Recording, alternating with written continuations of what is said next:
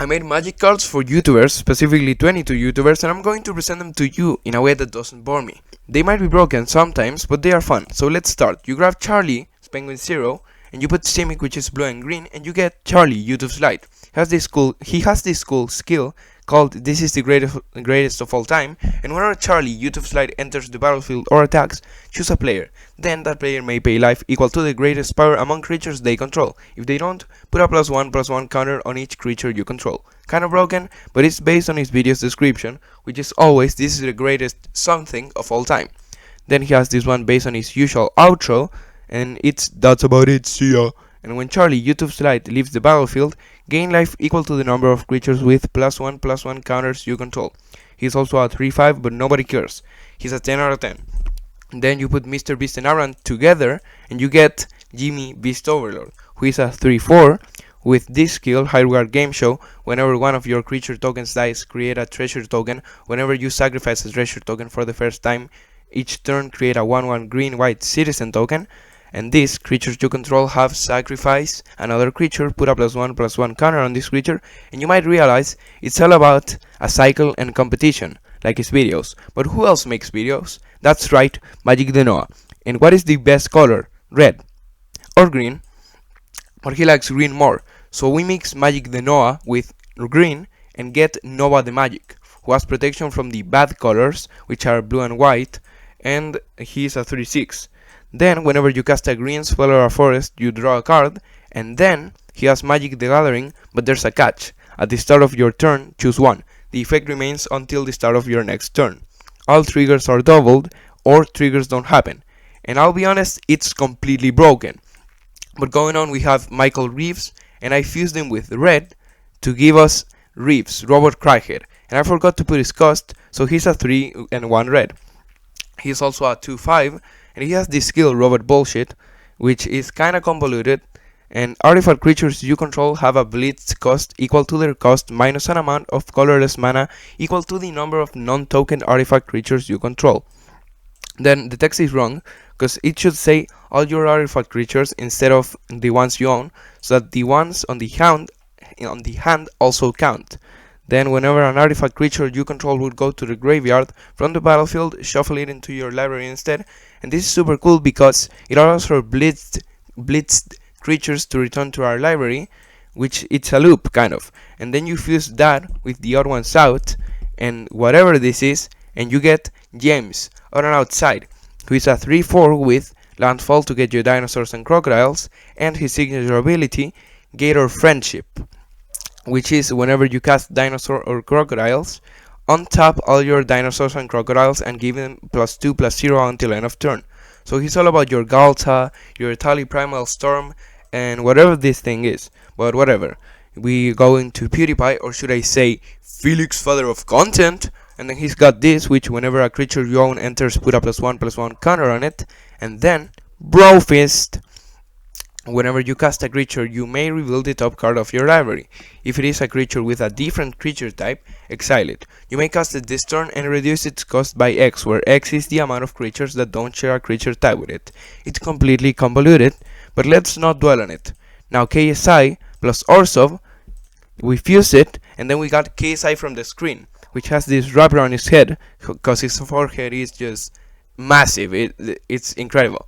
And then he has Death Dodge, Menace, and he's a 2/3, and he's in the thick of it. What does that mean? When KSI from the screen deals combat damage to a player, that player chooses a card type, and then mills an amount of cards equal to the damage dealt. For every card of the chosen type milled, draw a card. So I think he'd be super fun to play with. And the next card I really love. You grab Schlatt and Golgari, put them on a blender, shake it, and then you get Schlatt, Highway Big Guy, and he creates food tokens that represent alcohol whenever he or a vehicle enters, and then he drinks and drives. So whenever this creature attacks with one or more vehicles, you may sacrifice a food. If you do, choose a vehicle, put a +1/+1 counter on Schlatt and the chosen vehicle, and they can't be blocked this turn. Pretty cool, right? Oh ho ho ho, you guessed it, Sambucha. Sam, uncancelable Goliath. He has Menace, no maximum hand size, and costs 1 less for each creature in your graveyard. He has this, which is pretty cool, right? And yeah, creatures you control have sacrifice creature, scry 1, draw a card, and whenever you sacrifice a creature, put a +1/+1 counter on some uncancelable Goliath. And okay, we have Jaiden, and then we have Simic, which you already know. And this gives us Jaiden Joyous Bird Tamer, which has hexproof, and your birds have vigilance. And then I forgot just forget the when miswrite, okay? It was an error. And she has this activated ability for 1 white and 1 green or blue, and until your end step, whenever a bird you control deals damage combat to a player, draw a card. And then she's a 2/5, and her signature skill is useful with her activated skill, because at your end step, return a bird from your graveyard with a cost equal or lower to the amount of cards you drew this turn. So it's synchronized, you know? It's super cool. And then we have Isaac Y, who has trample, and your other beasts have trample, and Discord rap battle, which basically works like this. At your end step, create as many beast tokens as beasts block this turn. Then, if none were blocked, put a +1/+1 counter on Isaac. Then we have Anthpo, our favorite returnee. He is Boros, and can be blocked by creatures with 2 or more power. He is also a 2/2, and I forgot to put it. I'm sorry. And whenever he attacks, choose another attacking creature, then that creature must be blocked, and if it's alive on your second main, destroy target creature. Then we have either a thing or he who's done something, and he is Mardu, and he has this cool effect which all your artifact creatures and tokens have haste, because tokens and artifact creatures are creations, aka things you did. So whenever an artifact creature or token attacks and gets blocked, you can self-destruct it, because that's what creations do. Then you have the Hundred Gentlemen, and they are Dimir 3/4. When they enter or attack mill 4, your illusions have haste +2/+0, and when you cast an illusion, bring back another from your graveyard with a finality counter. You might ask why, and I just think that illusions are the closest thing to anime in fantasy and magic. Then we have Dream, man behind the mask, and he's definitely a clown. All your cards have a disguise cost, and then cards cast face down can be countered. And then he has his face reveal skill, which whenever a card is turned face up, put a +1/+1 counter on it and all your face down creatures. Many Magic the Gathering players ask the question, how would the Professor look as a card? You got it, Brian, Tolarian Profession. What a stupid thing. Professor. He is Azorius, 3/6, and you have no maximum hand size. And at your end step, create as many 1/1 human tokens as 1 plus the amount of cards drawn this turn. And then he has an activated ability to draw by tapping tokens. So basically another synchrony, it's super fun. And now we have only 6 cards left.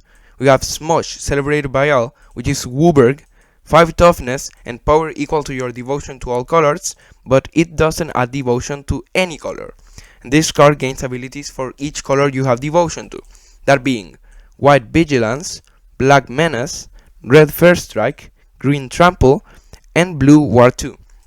And I just had a bad idea. What if Johnny, philosopher of chaos, he has trample, he has whenever a creature you control dies from combat damage, lose life equal to its power, and bad idea. What if Johnny, philosopher of chaos, had a bad idea? When Johnny, thinking goofball, attacks, you put a creature from your hand on the battlefield attacking. Put a hexproof and menace counter on it. It's kind of broken. He's a 6/7, and you know what else is a 6/7? Not this. Jacob Weavy Captain. He's a 4/5, he has haste, he's Grixis, your other pirates get +1/+1, and when he attacks, pirates get trample or menace, and until end of turn, whenever one of your pirates hits an opponent to life, create a treasure. Now quick round, pause to appreciate the art or whatever. Yu, Brainerd Incarnate. I forgot to put, she's a 1/1. She gets horrors and humans, and she becomes stronger when you play them. Then we have Ted Nivison, I love him. I also forgot to put the stats there, so it's a 3/5, and he duplicates historic cards. And I'm sorry for forgetting the stats, I keep doing it, I'm sorry, next bit I won't do it, but finally we've arrived to the last one. And this one is very dear to my heart, because this YouTuber is subscribed to me, as you should, so subscribe. And going on, we have Evident, Fumbler for real. He's a 3/3 with Death Touch, and he has this cool thing I have to read. Whenever a card enters your hand from any place besides your library, draw a card, and whenever a creature you control dies in combat, you may return another card you control from the battlefield to your hand. That's definitely a majestic fumble. And that's it. If you wanna see me play with this card, subscribe, share, and help me monetize, because it's kind of expensive. I'm also super sorry for all the fumbles today, but 20k views and I do streamers. Okay, bye.